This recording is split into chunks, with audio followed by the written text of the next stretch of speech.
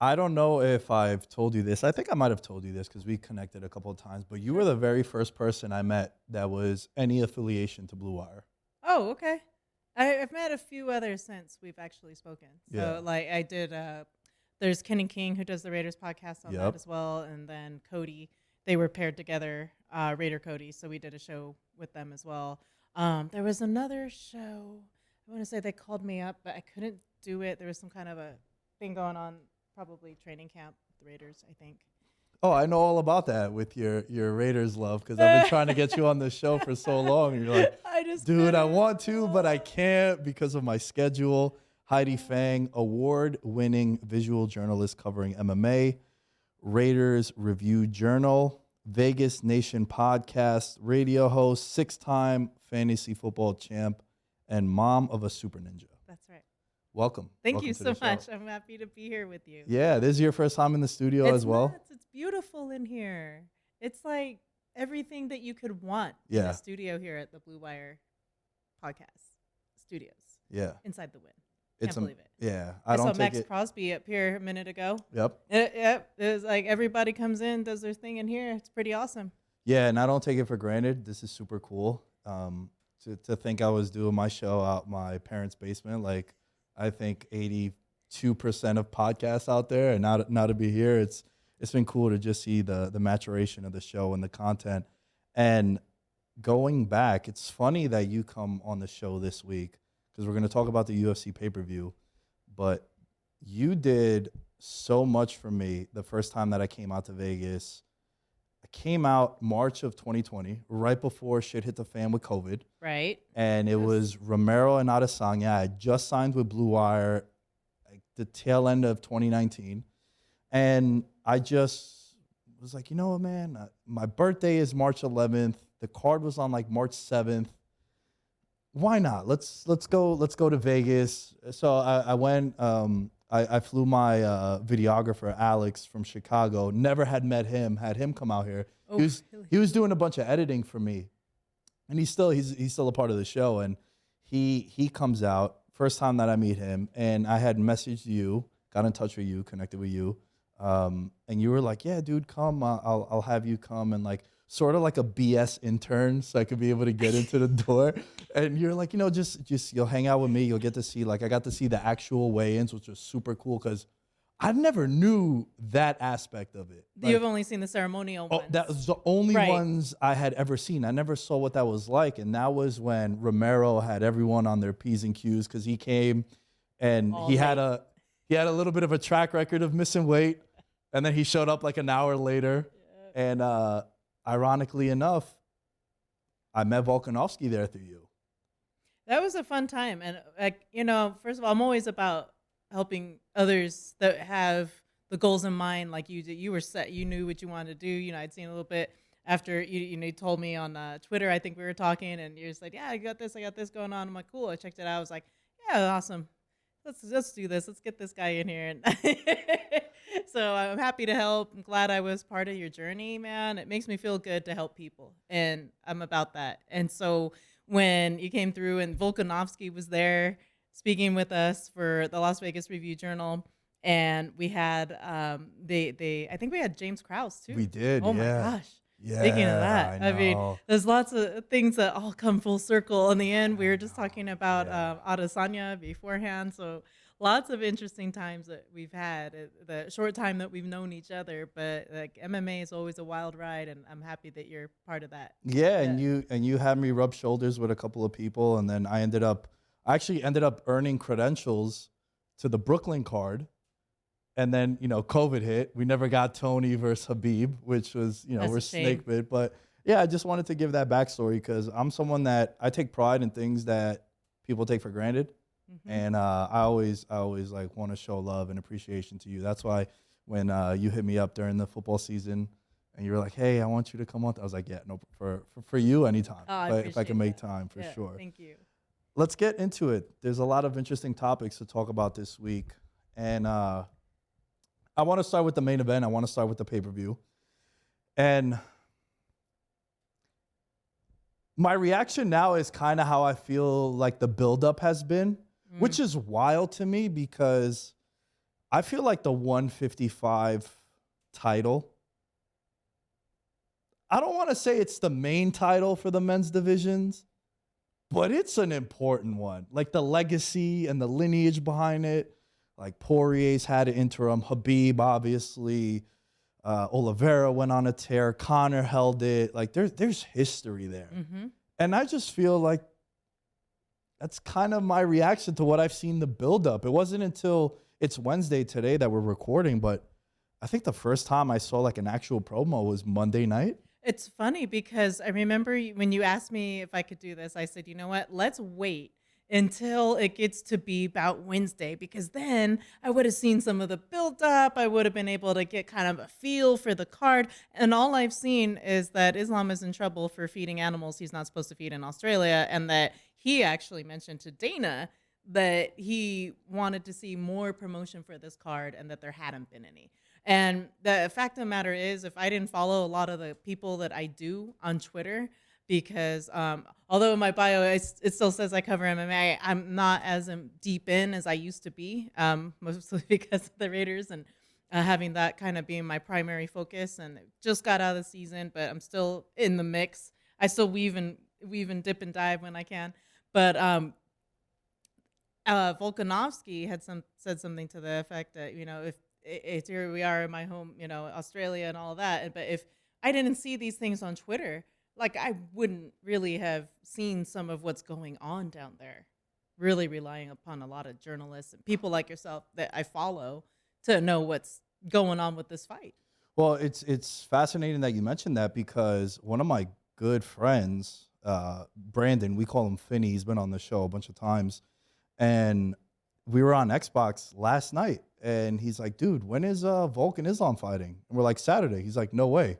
We're like, yeah. He goes, what the how? Yeah. Like, how come there's no buildup, right? Yeah. These are two.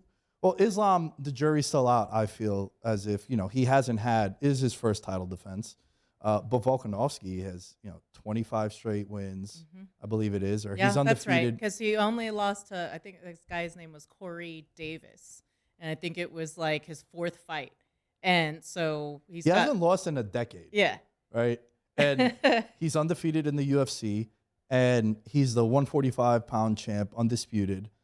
And he's kind of cleaned out the division. And he's pound for pound number one. So that's what's on the line. It's the 155 title of Islam's and then the pound for pound.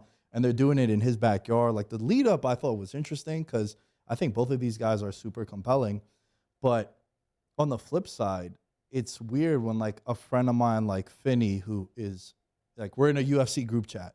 We're always talking, like, he watches the early prelims. It's not just a main event. It's everything. We're watching everything. And for him, and for someone like you who covers it, to be like, dude, the card is this week. That's crazy. Right. And so coming up on it, like it's funny. I may not tweet as much as I used to. My tweets used to be the most descriptive thing in the world. Like, I had like the whole round broken down to 140 characters. Yeah. Back when, like, this is what happened, this is what happened. And now I'm like, wow, that was a really cool elbow. This starts coming, but I'm still watching, and I watch almost every card as much as I can when I'm not traveling or otherwise engaged with my other aspects of my job. But for the most part, I'm just like in awe right now of the main event, being that both guys career-wise have only had one loss, and then seeing how much like Volkanovski has like grown. He's just a master of what he does. Like, people knew the hands, then people knew the low kicks, people knew the Muay Thai, right? But when you combine all of the aspects of everything that makes him great now, he's just like, I don't know. The only thing I always think is like, oh, the size difference, right? He's got like a whole height thing going on, but it doesn't seem to slow him down at all, and no matter who the opponent is. I think the two things got eliminated, in my opinion, from what the air quotes narrative was about both of these fighters. What Islam did to Charles Oliveira, I think that eliminates the his strength of schedule hasn't been that impressive. Yeah. But then to do what you did to Charles Oliveira in that fashion, and then also I think, like, I can't imagine what his squeeze is like to make Oliveira, who's probably the best jiu-jitsu guy in the men's divisions across the board, to make him tap that quickly. It's like, holy shit, what kind of squeeze does he have, right? And then Volkanovski to completely obliterate Max Holloway the way he did in that last fight, to the point where it looked as if I was fighting. He made Max look as if I was fighting him, right? Like, yeah, I'm a blue belt in jiu-jitsu, but I have no stand-up at all. I don't do any of the punching. Some of my buddies at Syndicate, they're like, hey, yo, come and do the Muay Thai. I'm like, dude, I got to look decent on camera so I can monetize some of this shit. So I'm not trying to get elbowed to the mouth. You should actually, because then, it could go along with the theme, and then people would be like, oh, he's legit. He actually fought, man. It's like, Yeah. So you want me to get my ass kicked it's too, like right? That's what it is. Because Rampage Jackson was here a couple of weeks ago. Okay. And we were just talking, and I was wearing a jiu-jitsu shirt. And he goes, oh, dude, you're a black belt? I was like, nah, man, I train. I'm a blue belt. He goes, oh, me too. And then Chris Van Vliet and Brian, they're like, Nick, you could take him. I was like, oh, I see what you guys are doing. Okay. Trying to get me killed. Is he tangled up with Rampage? He actually, one of his fights that I think it might have been corrected by now. One of his first fights on his record, like he didn't have a stat on anything because the ring broke. Like it was a ring, not an octagon. Yeah. The ring broke. Like he said it was all messed up and they didn't have it right. And he threw somebody out of the cage and it says like DQ or something or TKO. But no, I think it said TKO, but he said it was a DQ because the actual ring broke. Yeah. So that I don't know what happened on that record, but I remember interviewing him once about that. Dang. Yeah. That's think about that. Yeah, that's wild. To have a guy that break. suplexed another dude out of a ring and broke it. Yeah. And they wanted you to roll with him. Yeah. And then, I know we got a little sidetracked, but like that's what Volkanovski made Max Holloway, who is arguably, if not one, he's the second best 145er in UFC history. He made him look like amateurs being polite. And it was wild because he beat him at like his own game, the stand-up. And I think that was like, okay, this dude is, he was 2-0 against them, but it was funky, right? Like the second one, I felt like Max won it. That's why they ended up running it back a third time. Yeah. But it's definitive, and he's cleaned out the division. And then Islam, I think he proved himself, at least for me, that, all right, this dude's legit to do what you did to Charles. Because I think you see that a lot in fighters. And ironically enough, with the Super Bowl this weekend, like I think there's some comparisons between like the Eagles defense, and then sometimes you'll hear fighters like they haven't been tested. They haven't fought anyone.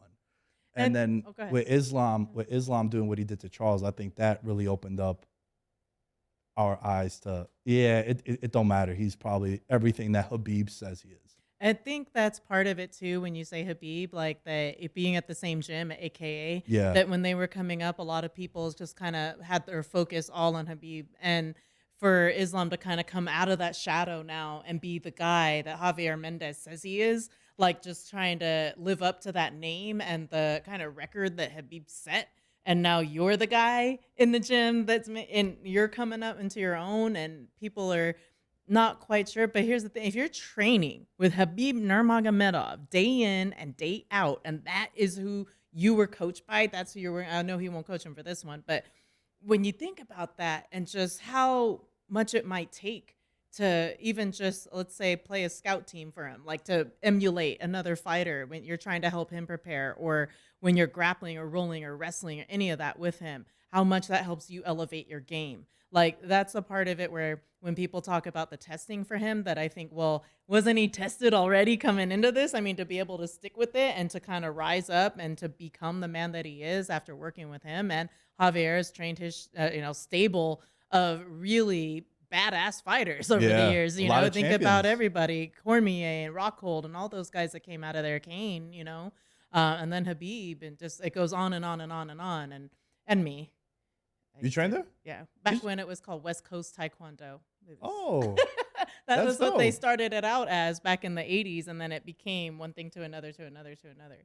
Oh, wow. So, yeah, it was really funny. Like one of the very first interviews I did with Javier was about, I was like, I think you might have trained me before you went. And they had a few different branches. It became like a chain, and it was called West Coast Taekwondo. And he's like, yeah, we did have that. Maybe I did. I don't know. I don't remember. I was like 8, I think, when I started there. So it was 8 or 9. Yeah, and then so this is, I don't remember everybody's name. When did they change it to AK? Somewhere like early or late 80s, I want to say. I'd have to look it up. But I remember it became the fight camp that it is now, Yeah. and it like all stemmed from out of that earlier stuff when they were competing, like when Javier was competing and stuff. Oh, damn. Yeah. I love the background to It's that. totally That's crazy. so fascinating. You mentioned Habib not being there. Do you think that's something we should take in? Well, I mean, he's been away now for what, feels like eternity, but maybe a couple years. No, but I Because- mean, just like he's not going to be in the corner, which Right. I find very interesting because Habib's kind of been walking him through it. Like you see all the clips, like there's that funny meme of Habib has like an Xbox controller. Yeah. And it's like Islam now, Kimura's there, and he's counter left, all that. So I think that's something. Yeah. Not having your main guy in your corner. I think so too. You become used to calls. You become used to the playbook, if you will. Like, for instance, when Frankie Edgar works with his coaching staff, they call out. You'll hear it like states, right? They say California or New York or Florida, And it'll and mean they're all something. different combos, or they're all different. Like, okay, that means to shoot the single leg, right? But if you have to become used to a new verbiage from a new coach, maybe he and Habib had their own language and their own playbook, and now you have to try to relearn what another coach is telling you. And plus the voice.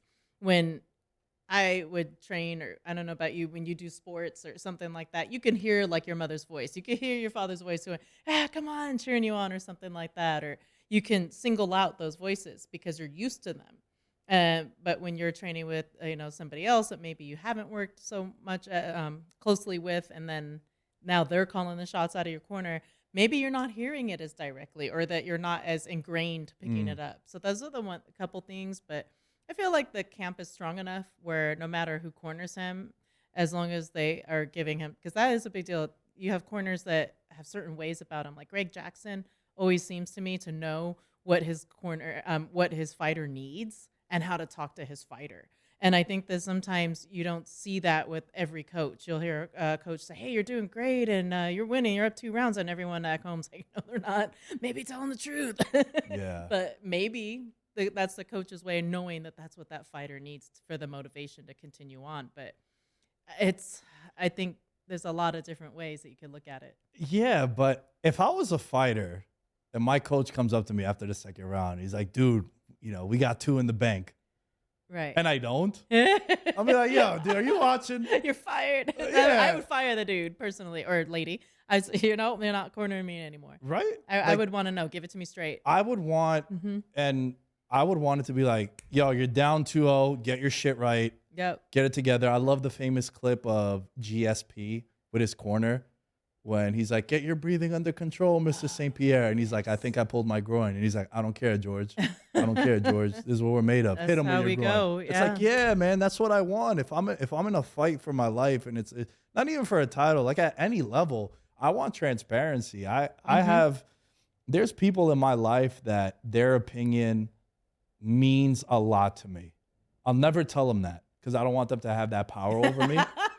But if they tell me like, dude, man, I don't like what you did there, I'll be devastated, Heidi. I will. I don't want them to know this. Right. But I'm also someone, I guess, through like growing up in sports and growing up with my parents were straight shooters. Like, you were a piece of shit back there. Like what you did was not cool. Like, what are you doing? My mom, when I was like 26, she's like, why would anyone want to like date you? Right? Like, why would anyone want to be with, like, get your shit right. Like, what are you doing? But that's how I was, right? I wasn't going to, fetal position and cry about it. Like, that's the criticism that I would like to receive from people whose opinions I care about. So to me, if I was a fighter and my coach is like, yeah, man, you're winning. It's like, nah, you're probably not going to corner me again. I would rather know straight Yeah. up. Just tell me straight up. Like, look, your hook is lazy. You're not turning your hips fast enough on that kick. Somebody tell me the truth. You got to get in there and double leg him. That's your only chance. Tell him double leg right now. Get down, work to get on your top position and ground and pound him. That's their only shot. That's all you're gonna get because you got nothing else left. I would rather somebody tell me. Like Leon Edwards' corner. You got to go out there and finish. Like, get yourself together. Like, why are you down on yourself? And then it's an iconic clip. I think the Habib thing is, come Monday, we'll be saying, oh, no Habib there, played a big role, depending on how this fight shakes out. But I also love the Volkanovski camp. Yeah. I think they have an awesome team over there, and Volkanovski's a very smart fighter. I'm blown away by the odds of this fight too. He's a 3-1 underdog, which I think is crazy. Yeah, you could get him anywhere from like plus 285 to the sports book right now. Yeah, yeah. Just kidding. You know, I think oftentimes in MMA, I think Islam wins this fight. And people have such a problem understanding this, but I think Islam wins the fight. But I'm gonna bet Volkanovski. Yeah. Because I think that the line is wrong. I don't think he should be a 3-1 dog. And I think Volkanovski either wins the fight or gets finished. And that also goes to what we've seen from Islam. I think he has 11 straight finishes. Yeah, a lot of knockouts, a lot of submissions. This guy is a monster. Yeah. And when I think about that, we were talking about the implications earlier that both of these guys have only one loss. Like, that's just bizarre to me. And that you're at this phase of your career now and that you've only had one loss. Like in MMA, boxing, you see that a lot, but in MMA, it's a lot different because you go through the early ranks and you go through when you're not a complete fighter yet and you're still trying to build and learn who you are and you haven't even peaked yet. And that's the thing that's crazy is when I think about it, I like the value on Volkanovski because I do think that Islam is a monster. But like we're talking about how he needs to come up and he needs to, we need to see him challenged. But just to think that he has not hit his peak yet. Yeah. That's what's scary about him. He has not hit that peak yet. Yeah. Yeah, I stand corrected. He has 11 submission victories. He has 5 straight finishes. Okay, 5 straight. Yeah, so it's going to be really interesting. And I think Volkanovski, he has a very impressive resume too. Like he beat Max 3 times. He made Korean Zombie. Like he was asking him, "You okay, brother?" And then he, jabs him. You're like, "Damn, dude, psychopath." He's got a lot of personality. Yeah, and he's my kind of psychopath. Yeah, it's gonna be fun, and I wonder why this. Do you have any take as to why you think the publicity behind this pay-per-view? I don't. You would think. Remember when they went to Australia with Ronda? And that's all it was. Australia. Ronda. Yeah. Everybody knew where they were going. It used to be a big deal when the UFC broke ground into a new country. And also, I think one of their highest attended events ever was at Marvel Stadium down there. And it was Whitaker Adesanya the first time. At like 58,000 people. And that's the other thing. Volkanovski's got his home crowd behind him. Right. This is a home. Well, that was a big home game. Yeah, this was a big part of the storyline where Habib and Islam said, "We're coming to your yard and we're going for pound." So, yeah, it's weird. It's weird.